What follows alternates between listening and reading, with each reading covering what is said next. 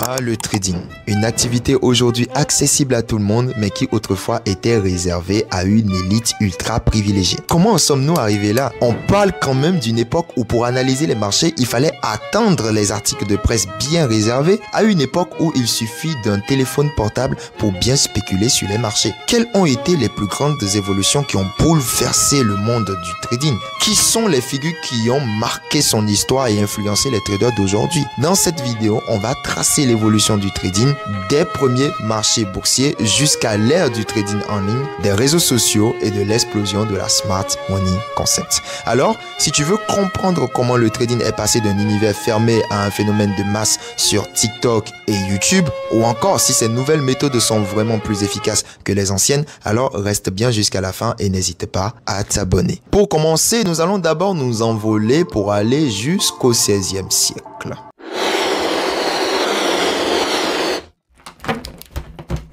Commence au XVIe siècle avec la naissance des bourses de valeur. Les premières traces du trading moderne remontent à Amsterdam en 1602 avec la création de la Compagnie néerlandaise des Indes orientales. À cette époque, seuls les riches marchands pouvaient acheter et vendre des parts de compagnies maritimes. Au fil du temps, les bourses modernes comme celle de Londres en 1801 ou de New York en 1792 sont apparues. Mais elles restaient strictement réservées aux professionnels. Et spoiler, j'ai dû m'aventurer dans des grandes salles de marché d'il y a 2 siècles de cela pour vous montrer. Bon, c'est vrai, je rigole. Avant 1994, passer un trade était une mission hyper compliquée et coûteuse, loin de la facilité que nous retrouvons aujourd'hui avec un simple clic. Tout se faisait par téléphone. Un investisseur devait appeler son coursier, lui dicter son ordre avec précision, puis attendre que ce dernier transmette à un trader des salles de marché pour prendre la position. Une fois exécuté, il recevra tout simplement par courrier postal une preuve de son trade. Ça, c'est bien quelques jours après. Donc, tu t'imagines que tu prends une position sur le marché et tu es obligé d'attendre quelques jours pour qu'on te confirme si la position a été prise ou pas. Le deuxième problème, c'est que un seul trade pouvait coûter entre 50 à 100 dollars en commission, rendant le trading inaccessible aux petits investisseurs. C'est-à-dire que quand tu prenais une seule position, tu pouvais payer 50 dollars à 100 dollars de commission. C'était aussi très lent et impossible de faire du scalping parce que si le marché bougeait avant l'exécution de ton ordre, tant pis pour toi. Durant tout le XXe siècle, le trading est un domaine qui est réservé seulement aux institutions ou aux élites financières. Si tu n'avais pas des millions de dollars ou un accès direct au marché, tu ne pouvais tout simplement pas trader. Le marché était dominé par les traders institutionnels en salle de marché et les petits investisseurs, ils étaient pratiquement inexistants. Maintenant, vint la révolution. On parle de l'ère du trading électronique, la révolution des années 90 à 2000. Tout bascule avec l'arrivée d'Internet dans les années 90.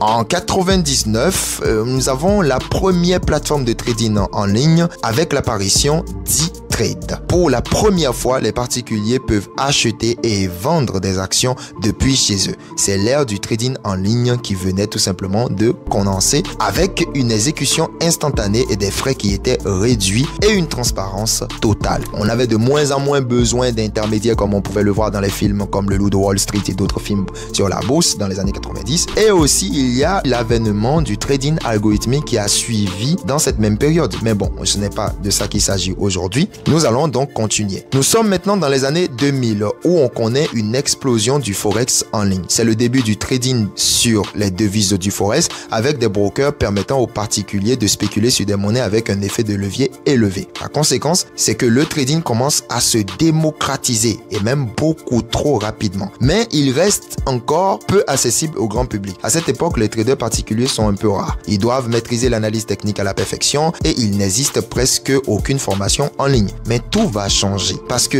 entre 2015 et 2020, le trading connaît un boom sans précédent grâce aux réseaux sociaux. Instagram, YouTube, Telegram deviennent la nouvelle plateforme d'apprentissage du trading. Des figures émergent et démocratisent le trading comme Tamika Beach qui popularise l'analyse technique et le mindset des traders, Forkero USD, Mindset of Trader, et d'autres traders influents dont les anciens ici s'en souviendront comme Master Feng et même l'avènement de sociétés MLM dans le trading comme iMarket Live. Tous ceux-ci font exploser la culture du trading sur Telegram et Instagram avec des formations de trading qui commencent à fleurir partout avec des méthodes soi-disant infaillibles. C'est la période où le trading devient cool. On voit des traders qui affichent leurs profits, leurs grosses voitures, leurs montres de luxe. Le trading est perçu comme un moyen rapide de devenir riche qui attire des millions de nouveaux traders. Mais ce succès va attirer aussi beaucoup de dérives. On a l'explosion des formations douteuses, la multiplication des scams et des arnaques, les brokers peu fiables et les formations vendues à des prix d'or sans vraie valeur. Beaucoup de traders débutants perdent tout leur capital en essayant de copier ce qu'ils voient sur Instagram. Le trading n'est plus un domaine réservé, il devient un véritable phénomène de masse. Nous rentrons maintenant dans l'ère du SMC et de l'influence d'ICT 2020, l'ère d'aujourd'hui. Mais une autre révolution, tout simplement, s'apprête à changer la donne. On parle de l'arrivée, tout simplement, de la Smart Money Concept.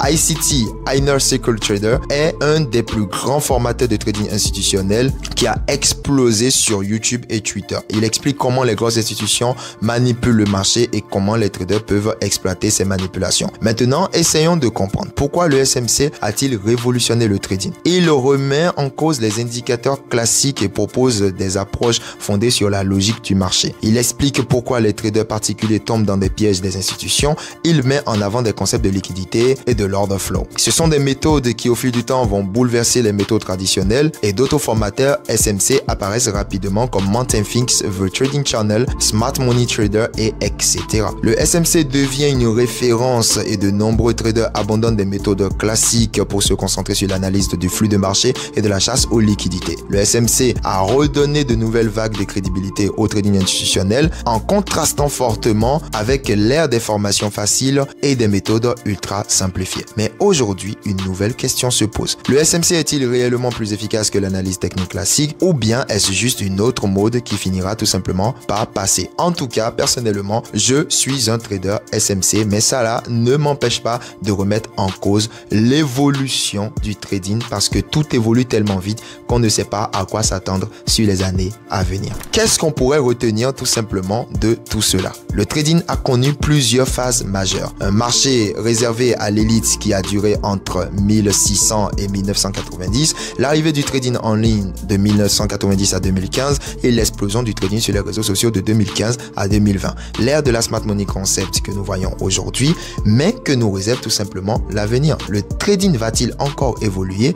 L'IA et les algorithmes vont-ils remplacer les traders humains? Et d'ailleurs, je prépare une vidéo pour parler exclusivement de l'impact du trading algorithmique parce que j'en ai pas assez parlé dans cette vidéo. À 100 commentaires sur cette vidéo, je vous sors une vidéo exclusive sur l'évolution de l'intelligence artificielle et du trading algorithmique. Nous nous demandons aussi si un nouveau concept va-t-il émerger pour détrôner les concepts existants. Nous saurons tout cela, mais en attendant, dites-moi dans les commentaires ce que vous pensez de tout cela et quelle a été la période qui t'a marqué le plus dans le trading. Cela nous ferait un grand plaisir que tu puisses le partager dans les commentaires. Si vous avez aimé cette vidéo, ça a été un plaisir pour moi de faire ce partage. Si vous aimez le travail qui est fait sur cette chaîne, n'hésitez pas à vous abonner pour donner de la force, lâcher des commentaires et on se retrouve à très bientôt pour une autre vidéo. C'était Emmanuel Krajak. Bonne carrière de trader à tout le monde.